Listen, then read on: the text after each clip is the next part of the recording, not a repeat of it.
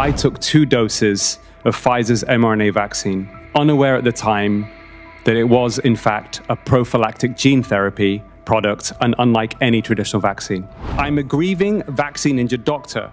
I've been diagnosed with a persistent autoimmune condition related to loss of bifidobacteria in my guts, and advanced blood tests suggested I'm at slightly increased risk of cancer in the short term. In my view, millions of Americans and millions more across the world may be in clear and present danger of suffering premature cardiovascular disease and cancer.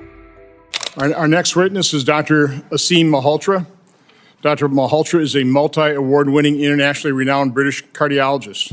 He served in an advisory role for health policy across governments, including as an ambassador to the Academy of Medical Royal Colleges and trustee of the King's Fund, a health policy think tank.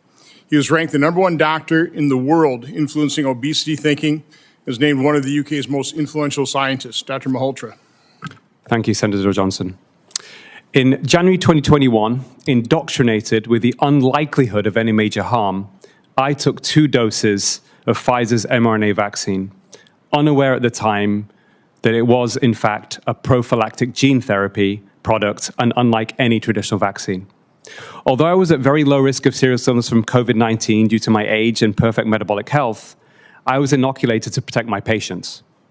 As one of the UK's most trusted doctors, I was requested to appear on Good Morning Britain to help tackle vaccine hesitancy amongst high-risk ethnic minority groups.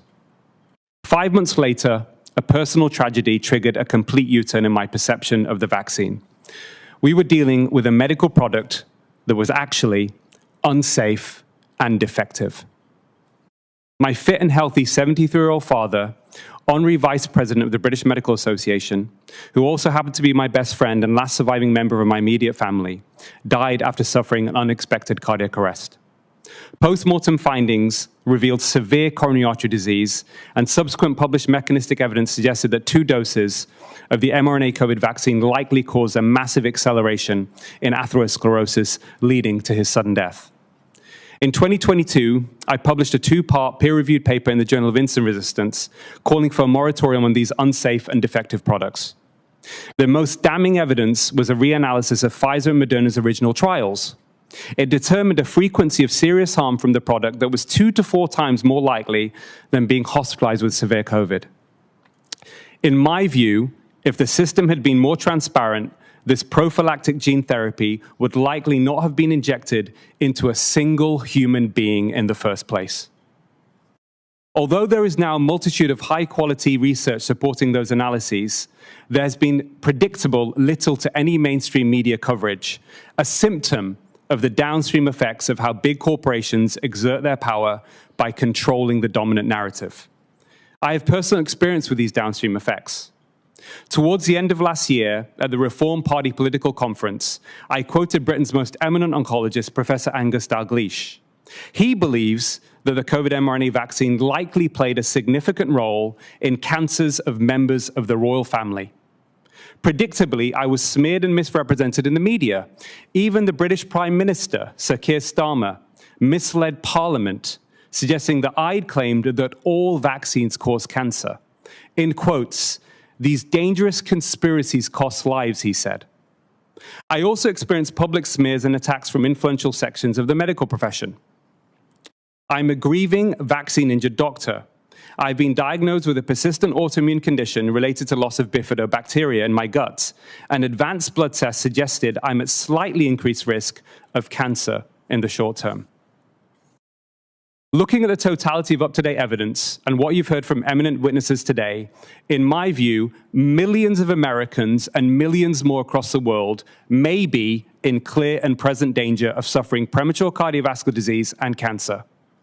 Without allowing all scientists to debate this openly, without fear of censure, we will not be able to identify who is most at risk and how these risks can be mitigated. When it comes to making money, multinational corporations have been diagnosed by preeminent forensic psychologist Dr. Robert Hare and law professor Joel Bakan as legal entities that fulfill the criteria for psychopathy.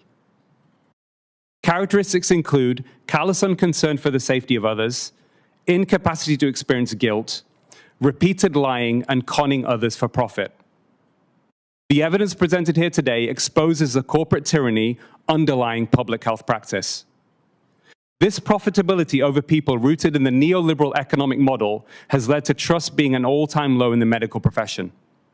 A full public apology from government bodies and medical leadership to the vaccine injured and bereaved is an essential first step in restoring that trust. Tyranny emerges when people are afraid to say what they think. When you have something to say, silence is a lie. When everyone lies all the time, the tyranny is complete. To save the health of the American people and to save democracy, it is our responsibility to expose, resist, and dismantle the era of corporate tyranny we currently find ourselves in. Thank you. Dr. Malhotra, is there ever definitive proof? I mean, definitive. I mean, absolutely, no doubt. I suppose if you shoot somebody in the brain, that's pretty, there's definitive proof of how that person died. But medically, when you die from you have all kinds of, what'd you actually die from? It's kind of hard, isn't it? Yeah, I mean, when you make a diagnosis in medicine, you go on the strength of the evidence. It's very difficult to get complete and total proof. I mean, look at what happened with big tobacco, smoking and lung cancer. The first evidence that emerged that there was a link between smoking and lung cancer until there was actually regulation curbing tobacco consumption took 50 years because the tobacco industry launched a campaign to deny the smoking caused lung cancer. They put out research to counter it. Did the tobacco industry, did they buy a lot of ads on TV?